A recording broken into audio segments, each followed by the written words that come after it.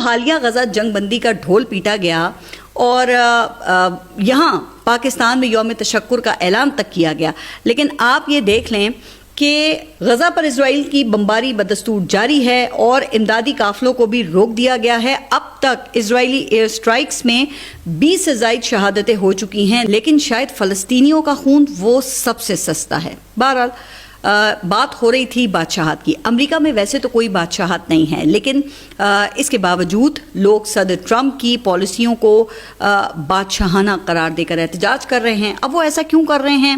تو اس کے لیے بادشاہت کو سمجھنا ہوگا۔ کہتے ہیں کہ بادشاہت کے زمانے میں رعایا پر 3 طرح سے حکومت کی جاتی تھی۔ نمبر 1، فوجی طاقت اور قوت سے، تاکہ لوگوں میں ڈر اور خوف رہے اور وہ بادشاہ کے وفادار رہیں اور اس کے جو احکامات ہیں اس پر عمل کریں۔ اچھا، پھر دوسری صورت میں بادشاہ اپنی فیاضی، عدل و انصاف کا اظہار کرتے ہوئے رعایا کو سہولتیں فراہم کرتا ہے، لیکن یہ بادشاہ کا احسان ہوتا ہے، رعایا کا حق نہیں کہ وہ سہولتوں کے لیے مطالبہ کرے۔ اور پھر تیسرا طریقہ درباری کلچر کے ذریعے، جس میں رسومات اور ادب و آداب کے اصول ہوتے تھے، رعایا کو اس کلچر کے تسلط میں لا کے ذہنی طور پہ شاہی نظام کا پابند کر دیا جاتا تھا۔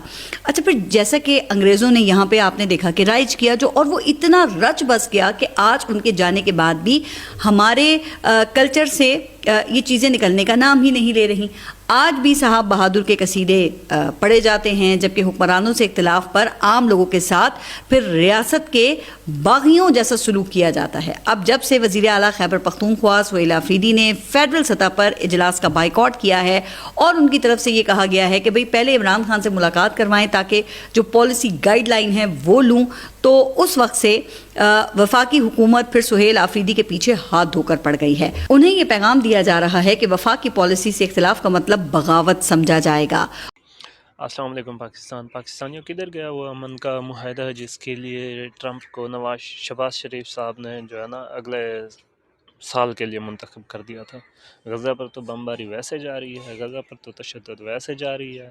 کدھر گیا وہ جو شہباز شریف نے ٹرمپ کے ٹٹے اٹھا کر اعلان کیا تھا کہ ہم ٹرمپ کے اس معاہدے کی حمایت کرتے ہیں؟ سب سے پہلے اس نے ٹویٹ داغا تھا۔ کدھر گیا وہ معاہدہ؟ بتائیں نا ہمیں۔ فلسطین پر تو ظلم ویسے جاری ہے، یہ ٹٹے اٹھانے والے کیا یہ امن کروائیں گے یا معاہدے کروائیں گے؟ یہ تو ٹرمپ کے ٹٹے اٹھا کر کہہ رہے ہیں کہ ہم آپ کو تسلیم کرتے ہیں، ہم اسرائیل کو بھی تسلیم کرتے ہیں۔ آپ ہمارے مائی باپ ہو، آپ جس طرح مرضی ہے جو کرو۔ کدھر گیا وہ معاہدہ؟ بتائیں نا ہمیں، آج کیوں بمباری ہو رہی ہے غزہ پر؟